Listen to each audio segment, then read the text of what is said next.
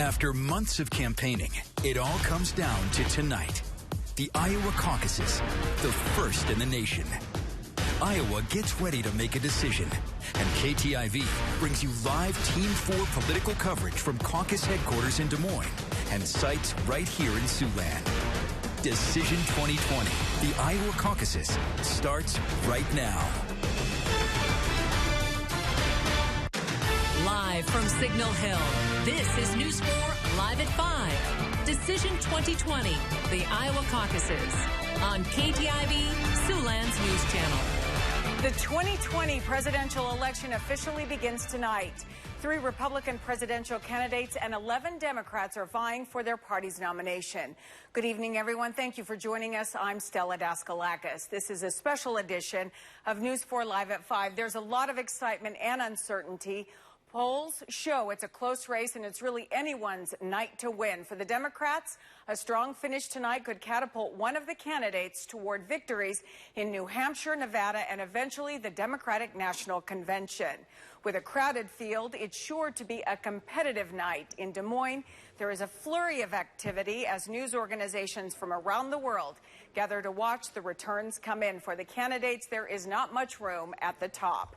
It's important to remember a caucus is not a primary. When people go to their caucus locations at 7 p.m. tonight, they won't find a voting booth, instead a crowd of voters ready to stand and argue on behalf of their candidates.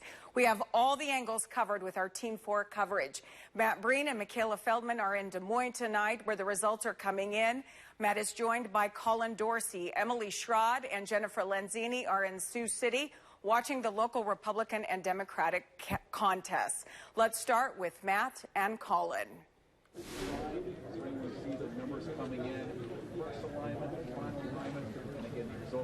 And good evening, everyone, from Des Moines, where just 2 hours from now, Iowans will gather in schools and homes and churches all across the state to cast their preference for a presidential candidate and officially kickstart the presidential election process. An incredibly important process for Iowans. Even though Iowa is a fairly small state, it plays a crucial role in changing what the Democratic field and the Republican field looks like when it comes to electing the next president. Speaking of that Democratic field, Colin, 4 Democrats virtually tied atop the latest polls.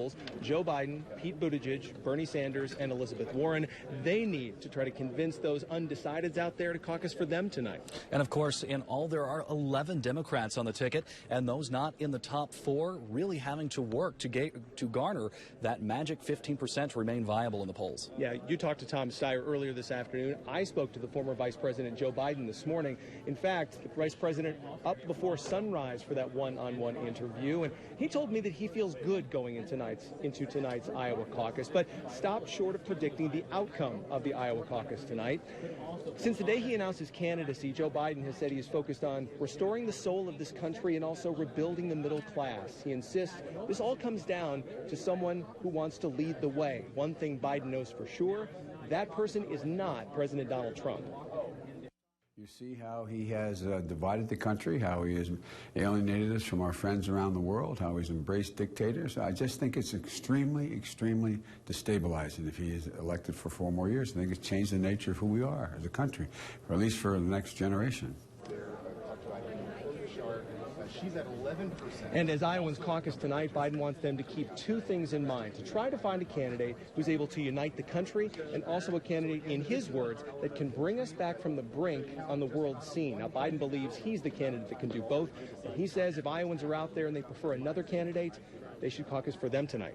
And some of those candidates might want those voters out there to caucus in their corner, because it is that large field of Democrats, and it will be difficult for some of them to gain that much-needed 15% at the end of the night to become viable for those candidates who are doing not so well in the polls. However, 2 of the top 4 candidates, that's Senators Bernie Sanders and Elizabeth Warren, were both in Washington today, which gave some extra time for those candidates not performing as well in the polls, some extra time to push, like Tom Steyer. And Steyer made himself available to journalists in the filing center this afternoon, and it will be tough for Steyer to muster up that 15% tonight, but he's remaining optimistic, saying he has no intentions of telling the followers to go to someone else.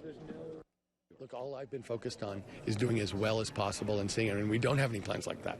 Actually, what my goal is doing exactly what I'm doing now, making my case to as many Iowans that I am the person who can beat Mr. Trump in the fall.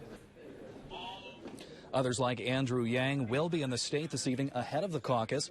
Yang not able to make his Waterloo appearance yesterday either, but he did Skype in. And Amy Klobuchar in Washington for the impeachment proceedings, but will be back in the area later tonight. And also an important candidate to mention is former New York Mayor Michael Bloomberg, who has mostly ignored Iowa. However, he has been performing very well in the national polls, in some of them coming in fourth. And tonight is all about doing better than somebody else. Of course, you do not win the Iowa caucus, but you certainly can lose it, and that will all show later tonight. Iowans have a lot to say in this process, folks. In less than 2 hours, they will begin to caucus. We hope to start bringing you results from caucus sites around the state of Iowa in about 90 minutes to 2 hours afterward, but that depends on how quickly they can count. We've heard of some issues with the phone app that some Democrats are using in some caucus sites that may not be working, so they may be calling them in to the state headquarters, and that may take a little extra time. Yeah, it's definitely going to be something to see. So that's what we're hoping to bring you in the next few hours, all the way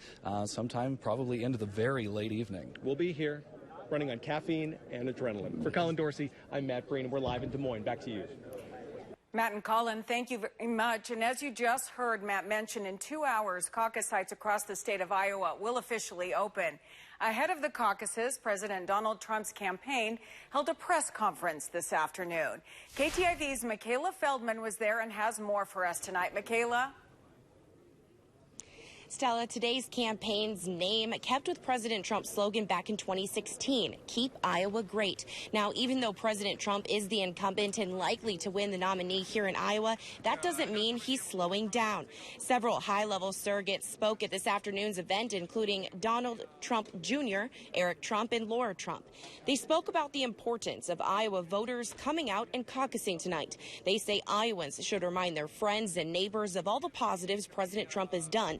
But it wasn't all peaceful. During Donald Trump Jr.'s speech, one man stood up in the crowd saying he's a Jew, and since President Trump was put in office, more Jews have been gunned down. That man was escorted out, and Trump Jr. took the opportunity to discuss the positives President Trump has made for both Israel and Jews. Those accomplishments that were mentioned today were a big part of today's speech. We'll be hearing from some of those supporters coming up on News 4 at 6. Stella. Thank you very much, Michaela. Back here at home, precinct locations throughout Siouxland are gearing up to open their doors for caucus goers in less than 2 hours. The process of caucusing can be confusing to some, so what exactly does it mean to caucus?